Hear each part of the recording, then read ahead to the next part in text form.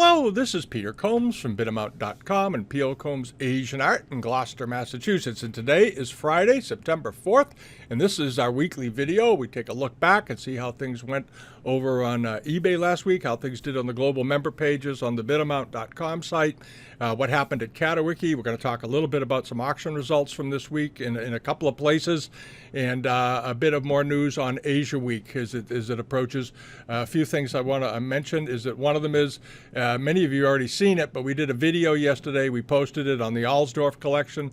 This was that wonderful 2-catalog set that's on the Christie site. It's on the reference section off of Bidamount, and you can go and flip through the catalog. Some great pieces. And fire trucks coming by this morning. And great Himalayan art. There's some fabulous bronzes and things. And check out the video. We're going to do a couple more, one or two on Sotheby's, and probably do another one, of course, on the Christie's other sales that are coming up.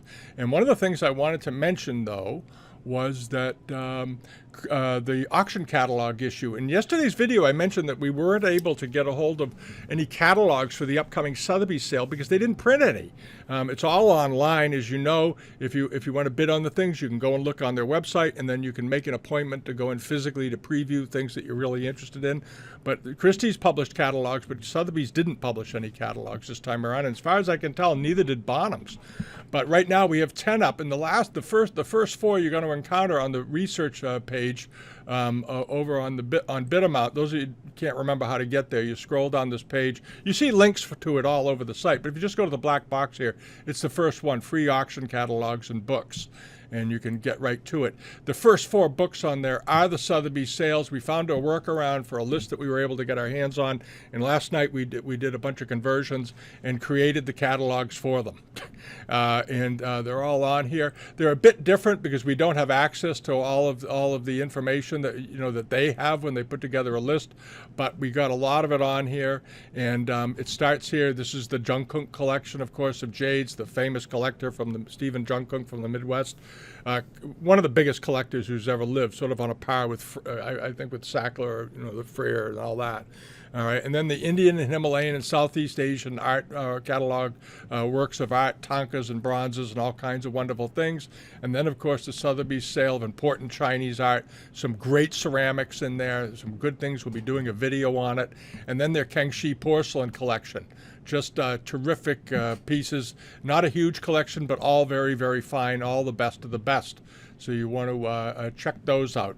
But one of the things I wanted to mention was going ahead was that Christie's, a lot of you were watching it, Christie's had a sale that wrapped up online in London this week. And a lot of people were wondering how they were going to do because it's an online-only sale. It's ending 2 weeks before Asia Week. What's the temperature of the market? And right now, I can tell you the temperature of the market is very, very good. Everything it did great in this sale. This was a small sale, grossed about $600,000 or $700,000 US, 557,000 pounds or something. But everything in here did very well, pretty much overall, and many items went way over their estimates. And we're going to go through a couple of them to give you some idea. One of them was this lot of 5 Kangshi blue and white pieces, including a pretty good-sized charger, a large dish that was almost 14 inches in diameter, a smaller dish, and some other things. Moderately estimated at $1,200 to $1,800 US, ended up selling for about 3,500 pounds, which is a little over $4,000 or so. But a very, very nice buy and strong interest in it.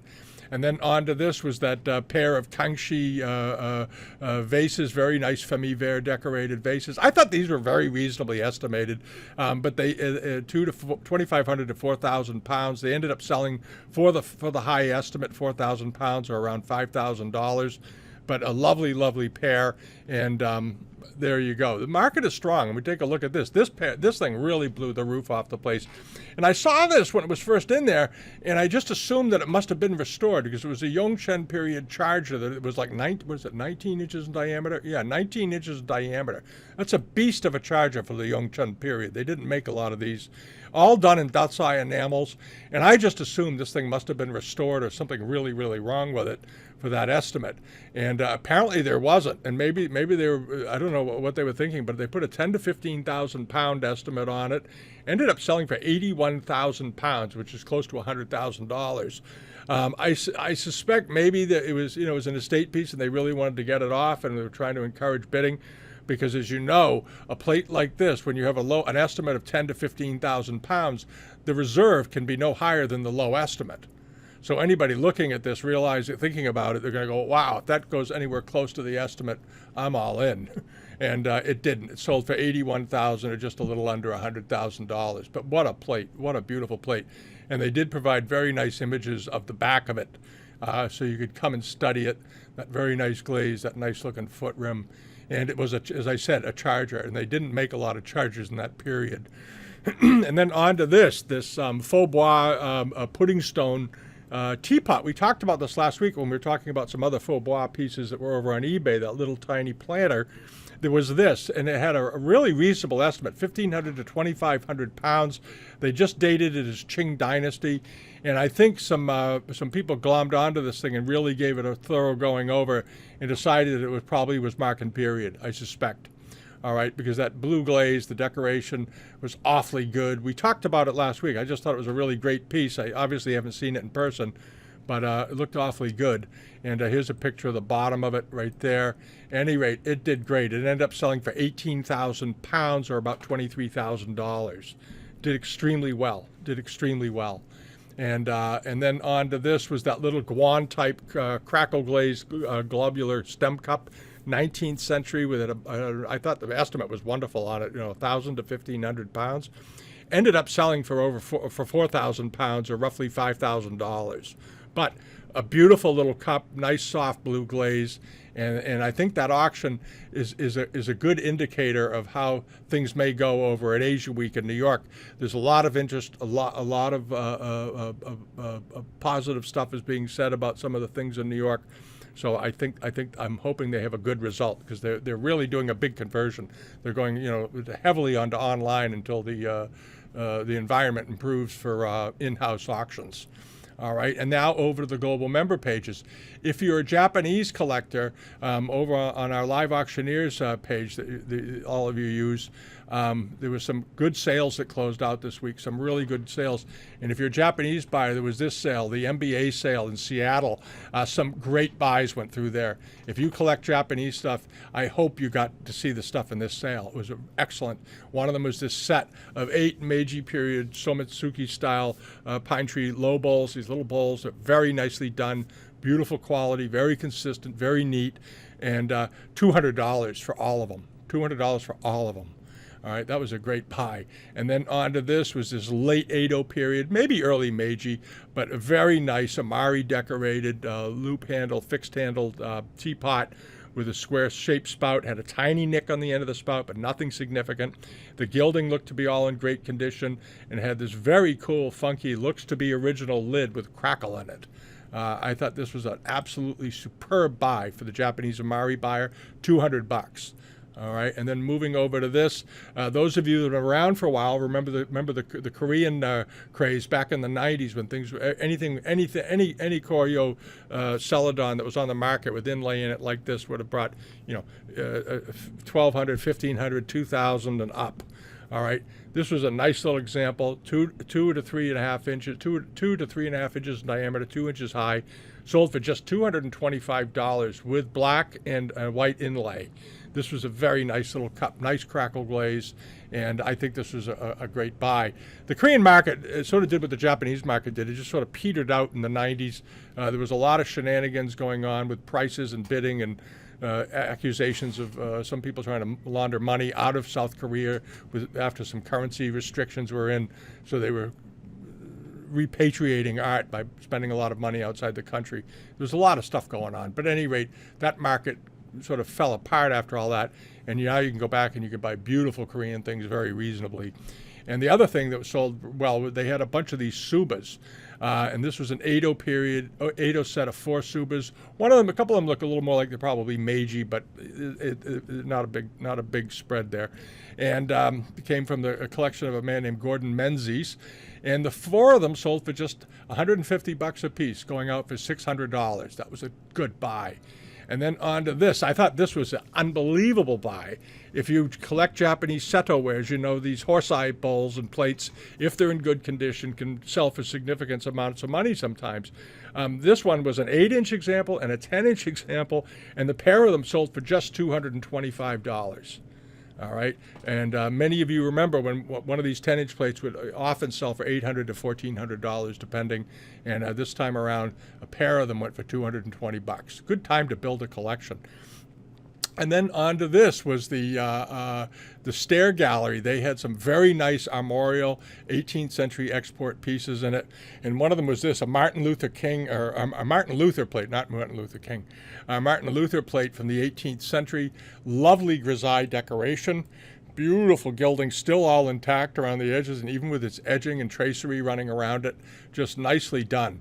And ended up selling, I don't think for a crazy price, $1,400 for a historic plate, European market plate, known type in books.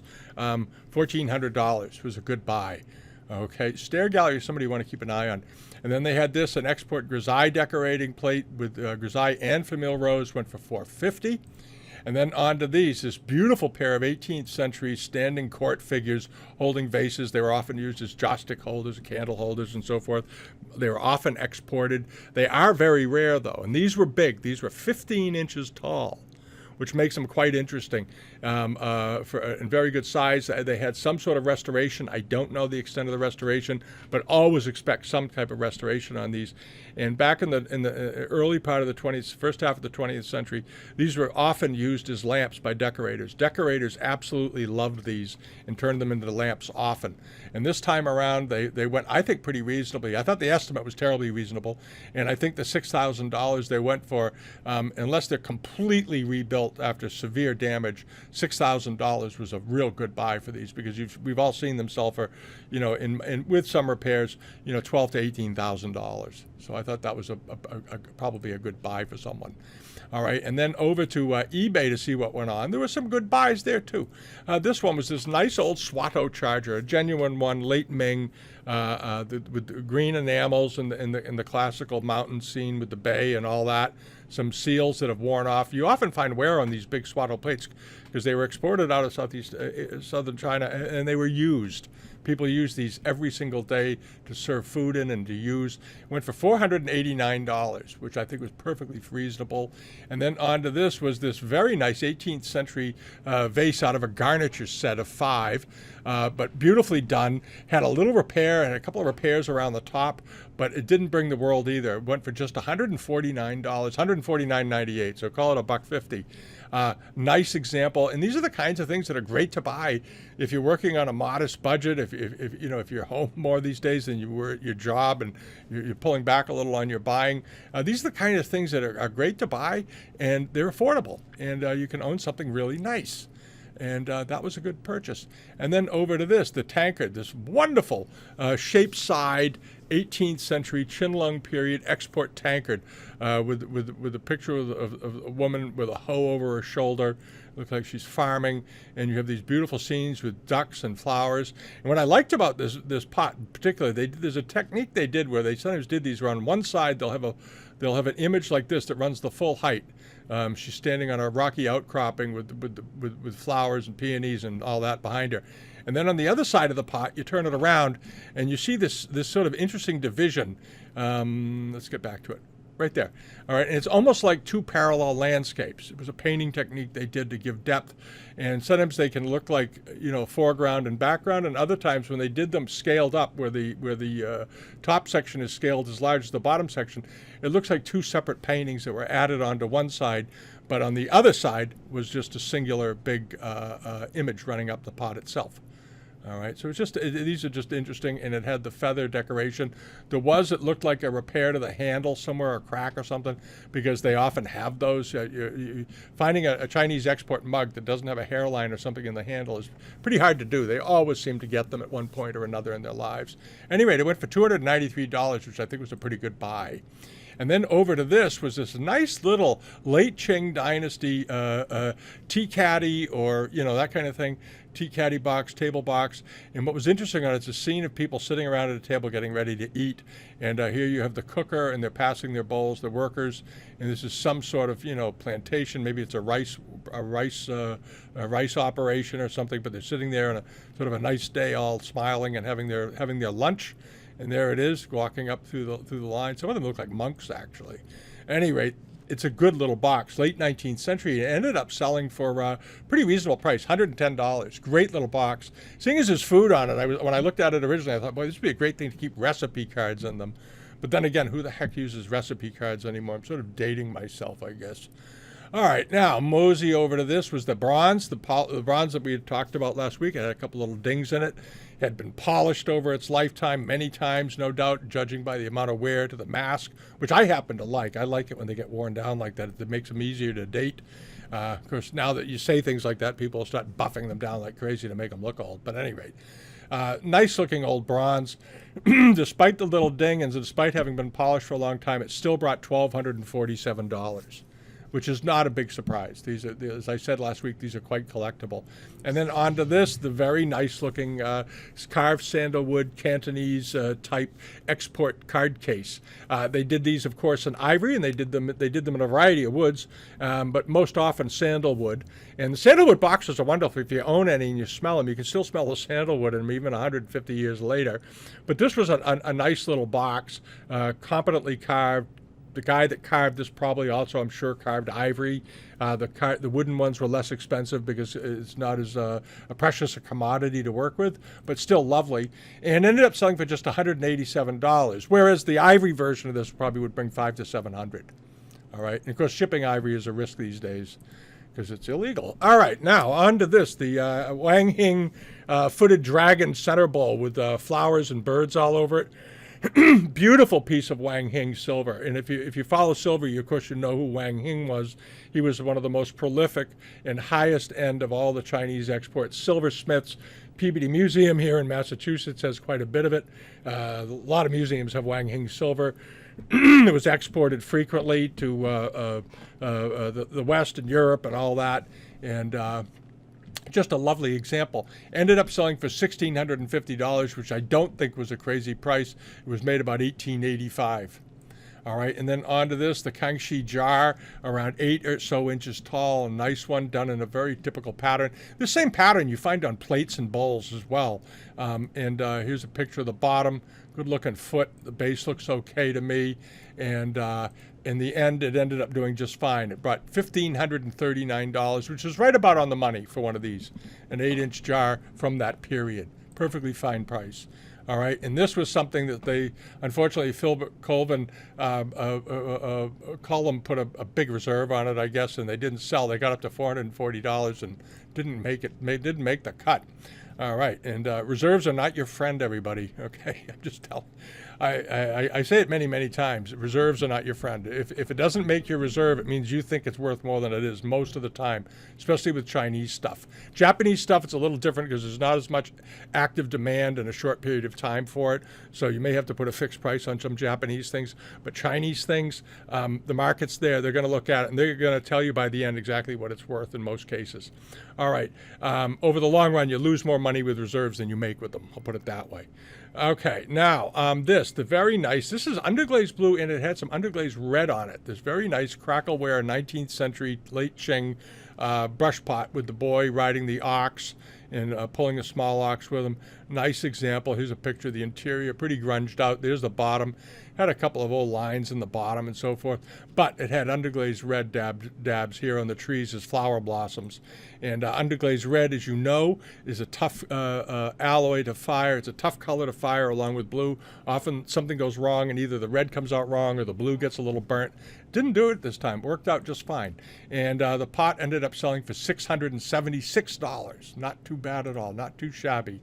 And then onto this was the pair of these were Jiajing marked dragon cups, iron red on turquoise, and I think a lot of people. I wasn't sure about these. The mark looked pretty good on them, but the parts of the mark didn't look quite right to me. They looked more like late Qing examples, and that's sort of where I am with those. But they were very, very pretty, no doubt about it. They were wine cups, and the originals of these sell for a lot of money, $10,000-$15,000.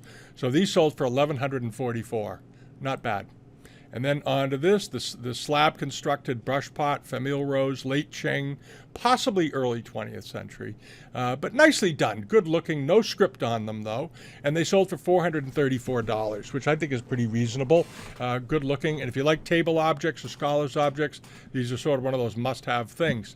And then the ceramics, Shangri-La, the ceramics and collectibles guys had this bowl up. I think it was a Kangshi bowl. I thought it brought a very reasonable price. Had a hairline in it, as I recall, but it went for just $200. Okay, and that's a nice purchase for somebody. It's a nice pattern with these lotus panels running around the outside with the boys dancing in them, and so forth. All right, and the figure in the bowl was Zutji, or whatever his name is. All right, and then on to this, the Yuan Dynasty. I think this is probably Ming. There's a lot of argument back and forth among bronze collectors about how old these are. Late Yuan or early Ming and so forth. It doesn't make any real big difference. But this was a nice one, and it had a lot more detail in it than the photography indicated at a glance. There was this very nice tight honeycomb pattern at the bottom. You can see where the casting lines came together. And here's another section of it. Nice looking mask on it, worn down a bit, but good patina, good cocoa patina on this, nice and thick. And I think somebody got a pretty good buy on this, $500, 26 bids. This is from a seller in Santa Clara, California, had this. Rare Book on Art. Yeah, they get some nice things from time to time. They don't sell a lot, but when they do, it tends to be pretty good. All right, and that was a very nice buy. And then on to this was the 16th century blue and white jar with the flying dragons on it and the clouds and the lightning bolts and the waves and all of it going on. It's about 8 inches tall. It looked huge in the picture, but I think it was about 8 inches. I'll check in a second. Nice looking top, old lacquer repair around the rim. There's the bottom of it. It's how some of these look sometimes. They have sort of extra glaze gooped on there and crackling and carrying on because these were done in provincial kilns and mostly in Jingzhen. And regardless, this jar brought $4,114 or 3,100 pounds, and it was 25 centimeters high, so around 8 inches or so, a little over 8 inches. Not bad though. Nice looking pot. And then this was a wonderful buy for someone. If you're a Japanese Arita collector, this was something I hope one of you got. Was this 19-inch Japanese Arita charger, circa 1680 to 1700, somewhere in there, emulating the slightly earlier, 80, 100 years earlier, Wan Li examples. But on the Japanese ones, sometimes you see tigers on them.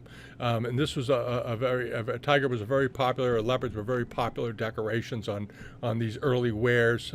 I have at home a Kakeiamon charger that's partially lacquered with a tiger in the center in relief, but with Kakeiamon decorations. But it's very, very sort of similar feeling and about the same size as this. But this was a nice example, classic, and it did fine. It brought $1,303, which is not an enormous surprise. It's a good price, but keep in mind the size of the thing, and you don't see these big chargers very often. Double check the size on this beast. Where the heck is it? It had one little hairline in the body, and it was 15 inches in diameter. It's still a hell of a big plate. So there you go. Nice looking thing. And then on to this. This was something that was over on CATAWIKI last week. It sold for just 295 pounds. I think a pretty good buy was this 35 centimeter, 14-inch charger, Chinese Kangshi period, with this very stylized intersection and an outer border with sort of spiraling out flower heads on the ends of vines. Just beautifully done. And it ended up going for, as I said, 295 euros, which I don't think was at all unreasonable for a charger that size. You have to check the condition report, but that looked like a pretty good buy to me. And this was something else I thought was a wonderful buy. It was this Yongzhen period export cruet or creamer, but an unusual palette. I mean, a style and nice palette, and very, very well painted, beautifully painted. The enamels on this were just lovely, and the form was unusual, and it ended up selling for 700 euros. Not an unreasonable price. And then on to this. This, I think, was a very good buy. This was a Kangshi charger, had no repairs according to the seller. It was 38 centimeters in diameter. This was a big piece of porcelain, 17, 18 inches, beautifully done, very nice palette.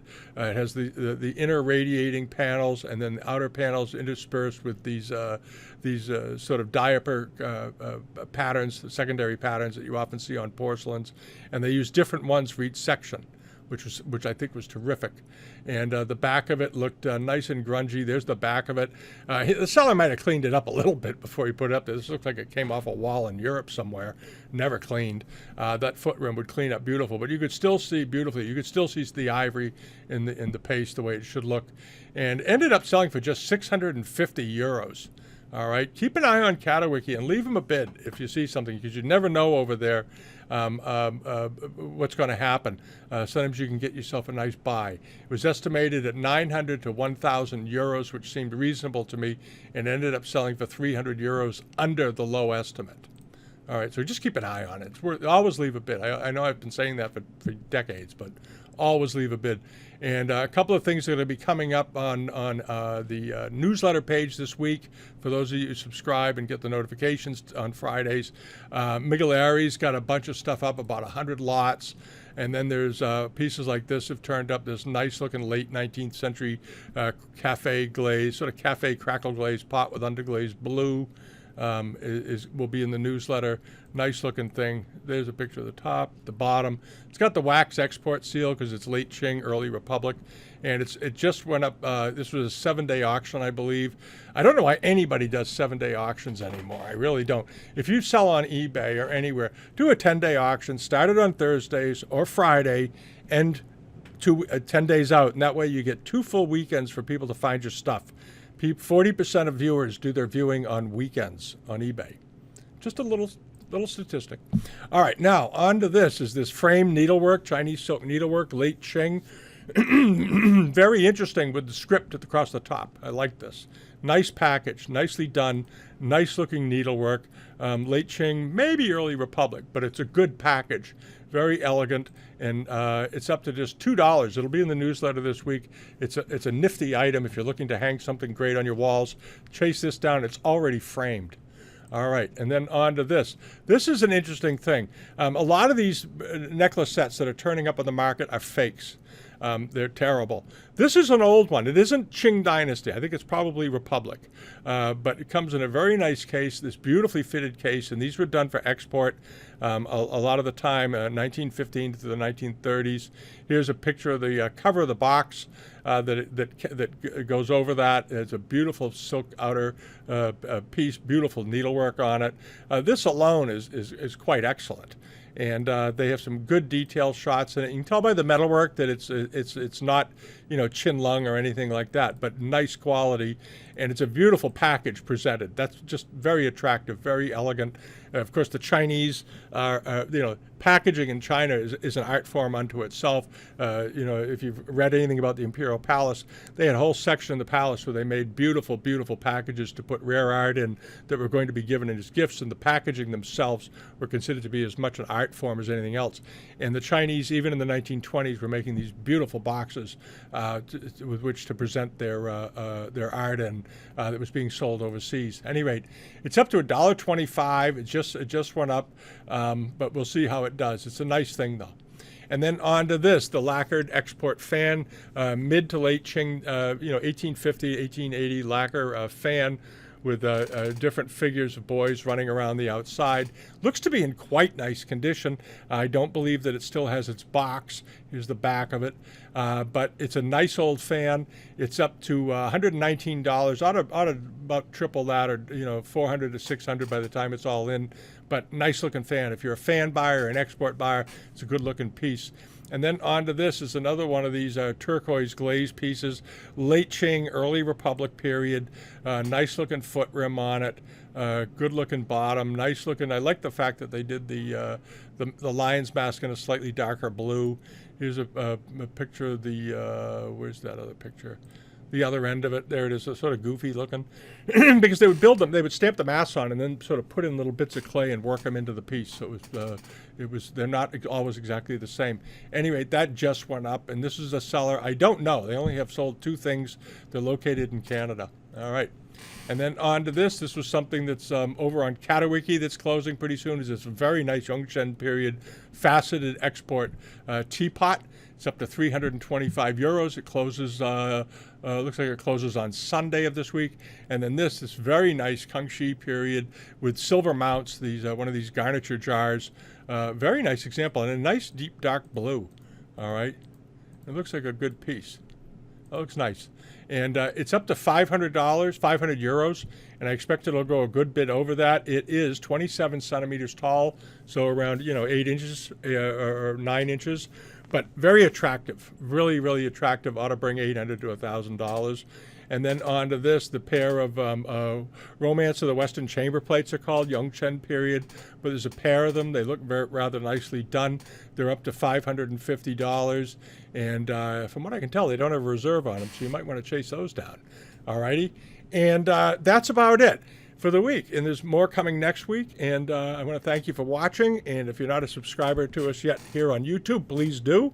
And if you haven't subscribed yet to us over on at Bidamount.com for the newsletter, please come over, check out the newsletter page, use the catalogs and all that. All that kind of stuff is free, and we'd like to have your traffic. And give us a thumbs up, leave a comment, and we'll see you. I'll be back next week with a couple of more videos. We're going to be getting them laid out and worked on over the weekend so we can get them up in plenty of time for the sales in New York. And that's about it. So have a fabulous Labor Day weekend, and we'll see you all next week. All right. Thanks so much. Bye-bye.